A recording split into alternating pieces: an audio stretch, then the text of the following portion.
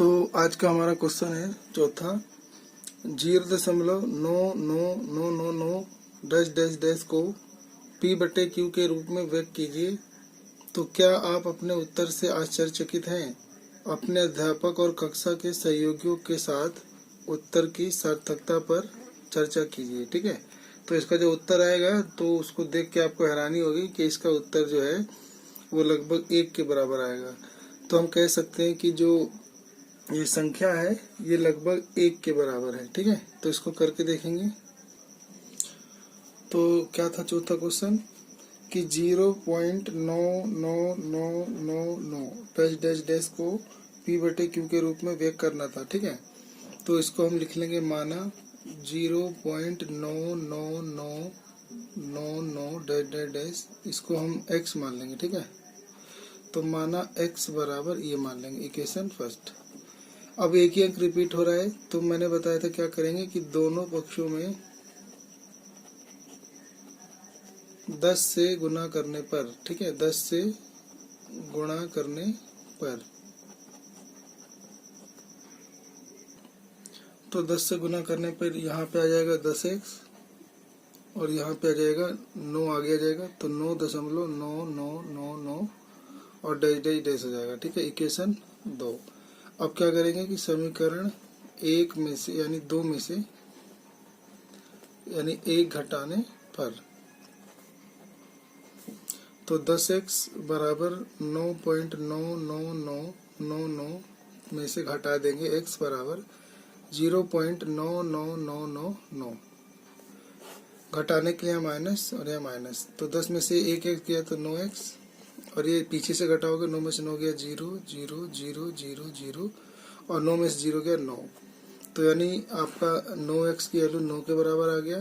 तो x बराबर 9/9 cut के आ जाएगा 1। ठीक है, तो इसका आंसर आपका क्या निकल के आया? 1 आया। तो लिख देंगे ना कि क्योंकि 0.9999 अनंत तक होगा। ठीक है, अनंत तक होगा, अतः 1 और 0.9999 डैश में कोई अंतर नहीं है, कोई अंतर नहीं है, कोई अंतर नहीं है, अतः यह दोनों एक समान है या बराबर है। ठीक है, तो ये दोनों एक समान है। पांचवा क्वेश्चन है, 1/17 के दशमलव प्रसार में अंकों की पुनरावर्ती खंड में अंकों की अधिकतम संख्या क्या हो सकती है?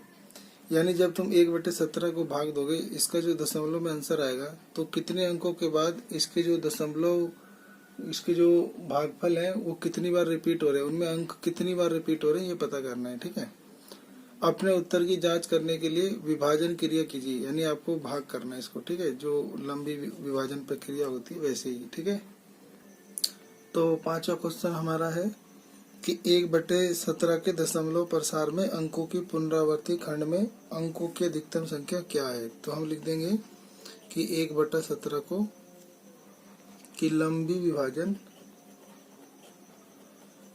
विभाजन प्रक्रिया से इसको भाग देना शुरू करेंगे। ठीक है, तो हम 1 को 17 से भाग देंगे। ठीक है,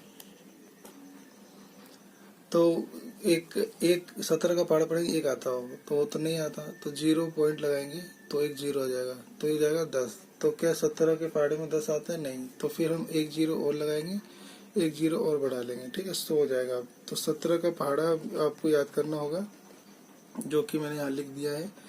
17 एकम 17, 17 दूनी 34, 17 तिया 51। ठीक है, आपको याद करना है। अब आपको देखना है कि 100 कितनी बार में आता है। तो 17 के पहाड़े में 100 तो आता नहीं है, 100 से कम 85 ले लेंगे, तो 17 × 5 = 85। ठीक है, इसको घटाएंगे 15 आ जाएगा शेषफल, फिर हासिल दशमलव लग चुका है तो 1 0 आ जाएगा हासिल। ठीक है, फिर उसके बाद हम इसको 17 का पहाड़ा पढ़ेंगे कि 150 के आसपास आए, तो 150 तो आने रहा, उससे कम 136 आ रहा है, तो 8 बार में क्या आ रहा है? 136। ठीक है, अब आप इसे घटा देंगे तो घटाने पे अब आपको मिलेगा 14 शेषफल। फिर एक जीरो ले लेंगे, फिर दोबारा लेंगे तो 17 अठे 136, ठीक है। फिर आप घटाएंगे तो 0 4 40 हो जाएगा, तो 17 दूनी 34। फिर घटाने पे आपको क्या आएगा, शेषफल 0 और हासिल 0, तो 60 हो जाएगा। तो 17 तिया 51, तो ऐसे आप भाग देते रहेंगे, ठीक है। फिर 90 हो जाएगा, तो 17 बचे 85, फिर 5 जीरो आ जाएगा, ठीक है। तो 17 हो जाएगा ना, तो 17 दूनी 34, अब 16 शेषफल बच जाएगा, ठीक है। फिर एक जीरो ले लेंगे, तो फिर 17 निम्न 153, तो अब शेषफल में यहाँ लिख देता हूँ कि आपका 7 बच जाएगा। 160 में से 53 गया 7, और फिर यहाँ पे एक जीरो हाथ से ले लेंगे, ठीक है। फिर अब पढ़ेंगे 17 चौक 68, फिर 17 एकम 17,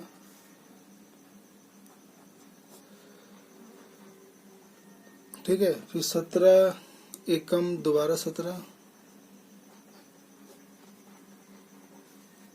फिर हम ले लेंगे 17 सते 119,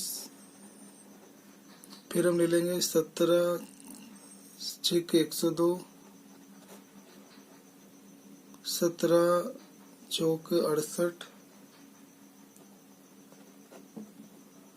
फिर 17 सते 119, ठीक है। तो ये एक शेषफल आया अब, ठीक है।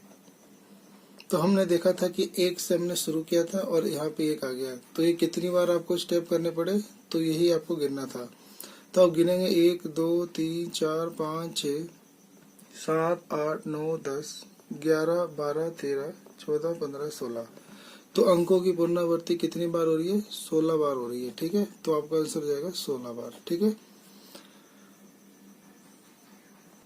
इसके ऊपर आप ऐसे बार का निशान भी लगा देंगे, ठीक है।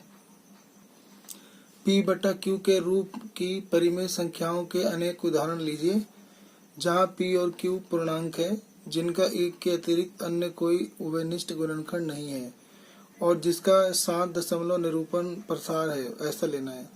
तो क्या आप यह अनुमान लगा सकते हैं कि जो Q होता है नीचे वाला हर, तो Q को कौन सा गुण अवश्य संतुष्ट करना चाहिए, ठीक है। तो इसको आप ध्यान से सीखेंगे। तो ये हमारा क्वेश्चन नंबर चलेगा 6, ठीक है। तो हम यहाँ पे लिखेंगे, तो P/Q की तरह P/Q की तरह कुछ परिमेय संख्याएं निम्न हैं, ठीक है, जिनके ठीक है, जिनके उभयनिष्ठ, ठीक है, जिनके उभयनिष्ठ गुणनखंड 1 है, ठीक है, और 1 के अलावा कुछ नहीं है। तो हम ऐसे ले लेंगे 1/2 ले लेंगे, ठीक है। फिर हम ऐसे ही ले लेंगे 1/4, 7/8, 37/25, 8/125, 17/20 और 31/16 ले लेंगे, ठीक है। तो ये सब ले लेंगे, ठीक है।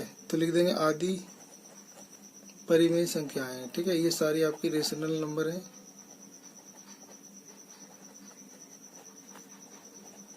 अब ये सारी परिमेय संख्या आपने ले ली, ठीक है। अब क्या करेंगे, अब ना इसमें आपको दिखाना है कि ये शांत क्यों है, ठीक है।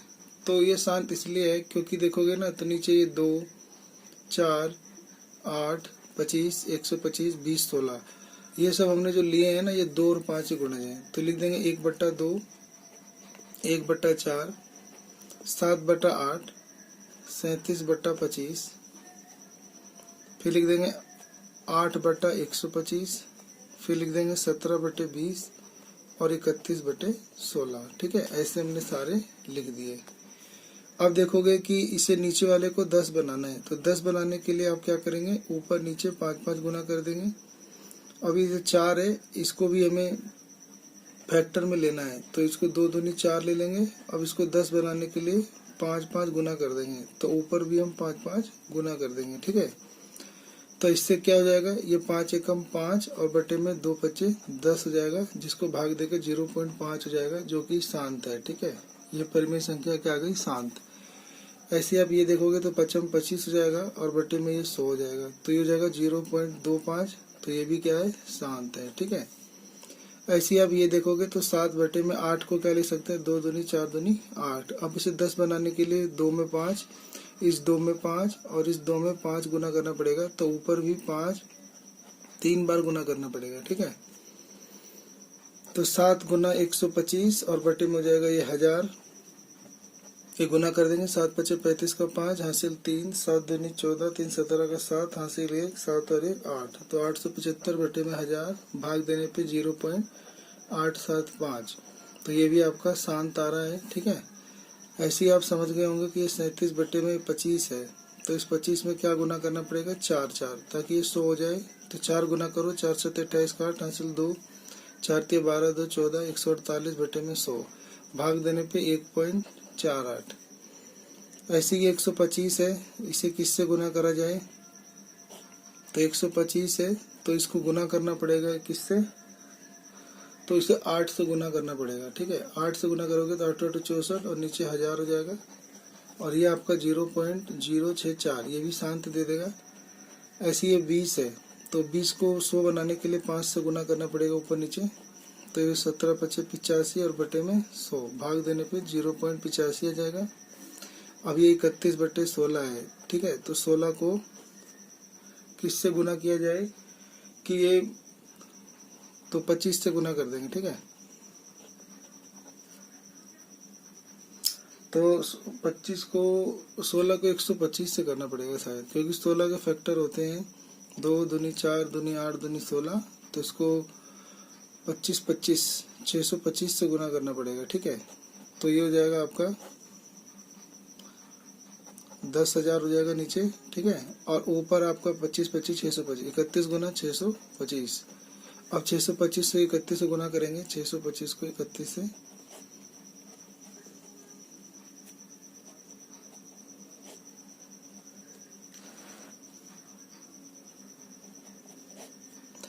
तो 19375 और बटे में आ जाएगा आपका 10,000। ठीक है, अब इसको 4 अंक है तो 4 अंक के आगे दशमलव लगा देंगे पीछे से, तो 1.9375, तो ये आपका शांत हो जाएगा। ठीक है, तो हमने देखा कि जो P बटे Q है उनके अंदर जो ये शांत है, तो तभी ये परिमेय संख्या भी है, तो वो इसलिए है, तो लिख देंगे कि ये सभी संख्याएं शांत इसलिए हैं क्योंकि हमने यहाँ पे देखा कि इनका जो हर होता है वो 2 5 या 10 का गुणज होता है, तो लिख देंगे ना कि ये सभी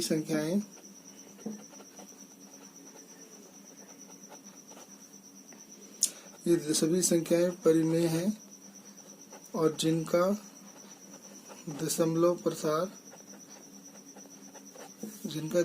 प्रसार शांत है। ठीक है, यानी टर्मिनेटिंग है,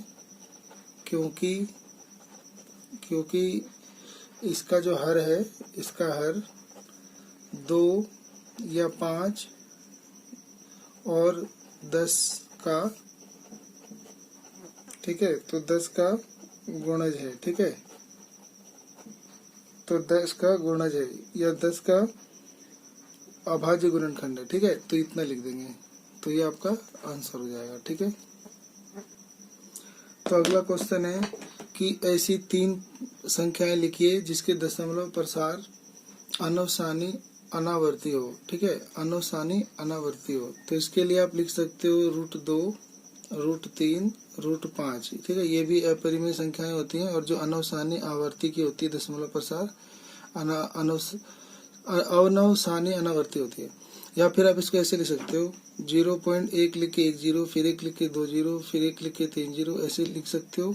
या फिर 0 1 के अलावा 2 लेके 1 0, 2 लेके 2 0, 2 लेके 3 0 ऐसे लिख सकते हो। फिर 0.3 लेके 1 0, 3 लेके 2 0 ऐसे लिख सकते हो। तो ये भी आपका आंसर है या ये भी आपका आंसर हो जाएगा।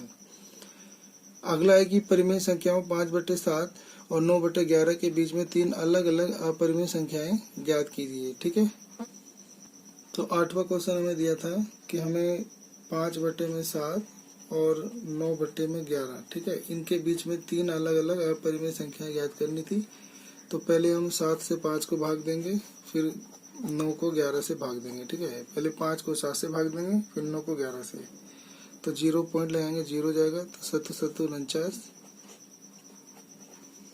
फिर 7 एकम 7, ऐसे आगे चलता रहेगा। तो 7 चौक 28, बस इतना बहुत है।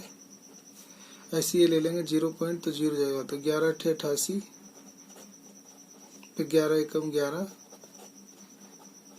फिर 11 8 88, ऐसे आता रहेगा। ठीक है, तो उसके बाद हम ये जो दो चीजें दे रखी हैं कि 0.71 और 0.81 ले लेंगे। तो 0.71 और 0.81 के बीच 3 हमें निकालना था, अलग अलग 3 अलग अलग अपरिमेय संख्या निकालनी थी। ठीक है, अपरिमेय संख्या। तो 71 और 81 बीच में क्या आता होगा, 72 73, ठीक है, 74, यही सब आता होगा। अब आप क्या करोगे, 1 0, फिर 72 2 0, फिर 72 3 0, 72 4 0 ऐसे लिख के छोड़ देंगे। फिर ऐसे 1 0 73 2 0, 73 3 0, 73 4 0 ऐसे लिख के छोड़ देंगे। ऐसे ये 74 1 0, 74 2 0, 74 3 0, 74 4 0 ऐसे करके आप छोड़ देंगे डॉट डॉट। ठीक है, तो ये आपका अपरिमेय संख्या बन जाएगा। 9वां क्वेश्चन है कि बताइए कि निम्नलिखित संख्याओं में कौन कौन संख्याएं परिमेय है और कौन कौन सी अपरिमेय है। तो पहला है √23। तो √23 क्या है, तो जो 23 है ये पूर्ण वर्ग संख्या नहीं है। तो 23 जो है वो पूर्ण वर्ग संख्या यानी परफेक्ट स्क्वायर संख्या नंबर नहीं है। ठीक है, तो नहीं है, तो ये पूर्ण वर्ग संख्या नहीं है, तो अतः √23 एक अपरिमेय संख्या है। ठीक है,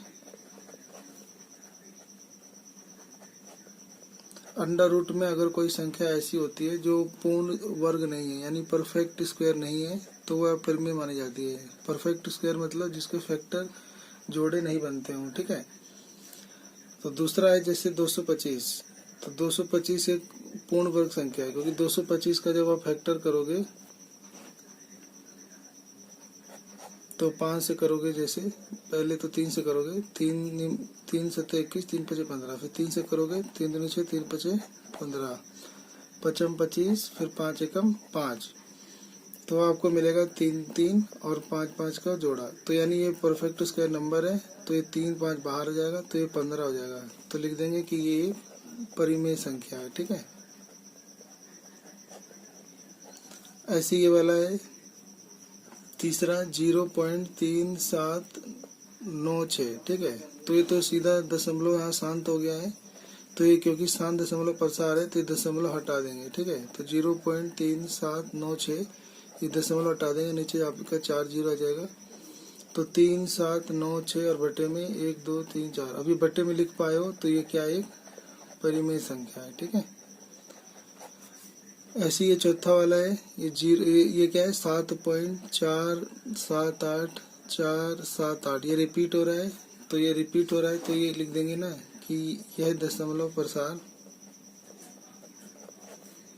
ये दशमलव प्रसार में या इस दशमलव प्रसार में अंकों की पुनरावृत्ति होती है। ठीक है, पुनरावृत्ति होती है यानी अंक रिपीट होते हैं, तो अतः यह परिमेय संख्या है। ठीक है, अतः ये परिमेय संख्या है। ऐसी 5वां क्वेश्चन देखेंगे, तो 5वें में लिखा है 1.1 लिख के 1 0, फिर 1 लिख के 2 0, फिर 1 लिख के 3 0, फिर 1 लिख के 4 0, फिर 1 लिख के डॉट डॉट। तो यानी ऐसी संख्याओं को क्या बोलते हैं, तो लिख देंगे ना कि इस संख्या का दशमलव दशमलव प्रसार अनवसानी, ठीक है, अनवसानी अनावर्ती है, ठीक है, यानी इंग्लिश में बोलते हैं नॉन टर्मिनेटिंग नॉन रिकरिंग, ठीक है। तो अतः यह अपरिमेय संख्या है, ठीक है, अतः यह अपरिमेय संख्या है, इरेशनल नंबर है, ठीक है।